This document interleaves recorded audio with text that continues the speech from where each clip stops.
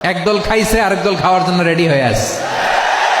প্রথম আলোর রিপোর্ট, গত 15 বছরে উন্নয়নের নামে লুটপাট হয়েছে প্রায় 3.25 লাখ কোটি টাকা। আওয়ামী লীগের মধ্যে বিএনপির অবস্থা। আমি ধানের শীষ খেয়ে বিএনপি না, আমি রাজনীতি করি আমার স্টাইল। কোন রকম অঙ্গ সংগঠন বা দলের সাথে আমার সংগঠন নেই। আমি নিজে একটা পার্টি এবং আমি ধানের শীষ খেয়ে বিএনপি না, আমি নিজে খাই ধানের শীষ। নানান জায়গা থেকে কিন্তু বিএনপি নেতা কর্মীদের বিরুদ্ধে প্রচুর কমপ্লেইন আসছে। আমার কাছে সকাল বিকাল কমপ্লেইন আসছে। বিএনপি নেতা কর্মীদেরকে মাঠ পর্যায়ে কন্ট্রোল করা যাচ্ছে না।